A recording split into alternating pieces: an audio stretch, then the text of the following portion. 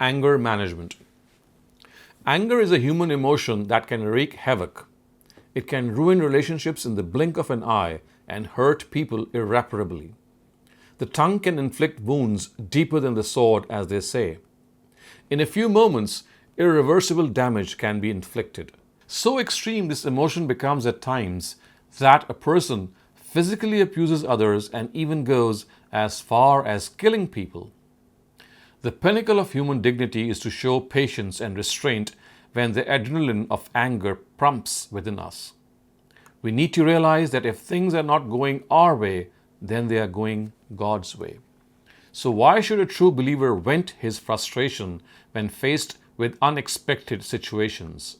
It is essential that a concerted plan be chalked out to manage our anger. I would like to suggest some short-term and long-term measures to restrain this monster. Both these types of measures work in tandem, and attention needs to be paid to both of them. So as far as the short-term measures are concerned, they primarily relate to delaying our immediate reaction and response. They include, firstly, changing of posture. For example, if we are sitting, we should stand up and vice versa. Second, drawing deep breaths. It is recommended that we take 10 deep breaths. 3. Repeating relaxing phrases. We should slowly repeat a calming word or phrase such as relax, take it easy, while we are breathing deeply. Fourthly, drinking a glass of water. Fifthly, changing our location. Thus, leaving the place where one has experienced the surge in temper helps. Sixthly, finding a physical release. It is suggested that an anger workout be done, thus hitting a mattress with a tennis racket or slapping the sofa with a bat or punching a pillow releases the pressure built within us. Seventhly, talking to God. Some of the above measures may not completely release our anger, and in spite of controlling it for the time being, one may find its surge arising later. In such cases, it is best to talk with God and share our pain and anguish with Him. Inevitably, we will feel relieved. Now, as far as some long-term measures are concerned, I would also like to hint at them. Firstly, figuring out what generally triggers our anger vis-a-vis our relatives and friends as well as situations. Once we are able to calmly evaluate these triggers, we should try our best that we stay away from scenarios that cause these triggers.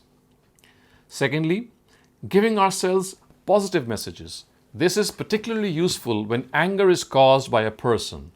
In this regard, we should always look at the qualities of that person and any benefit we may have received from him or her.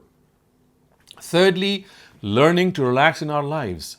If we take regular time out in our daily routines to relax and enjoy, we tend to become individuals who in general are not stressed out. A relaxed body has relaxed nerves that provide a tremendous buffer in critical situations. Fourthly, by visualizing our response. We should imagine and visualize what we should do when the crunch time arrives. We should talk to ourselves that when it happens, how we will react and what we will say. This may save us from the spur of the moment flare-ups, which really can cause great harm and havoc. Fifthly, following the example of exemplary people. So we are human beings, we are weak by nature, and we need encouragement and inspiration from role models. It is really worthwhile to read stories and anecdotes of people whose exemplary patience and forbearance in testing times made them unlikely victors. Sixthly, reminding ourselves that no one is perfect.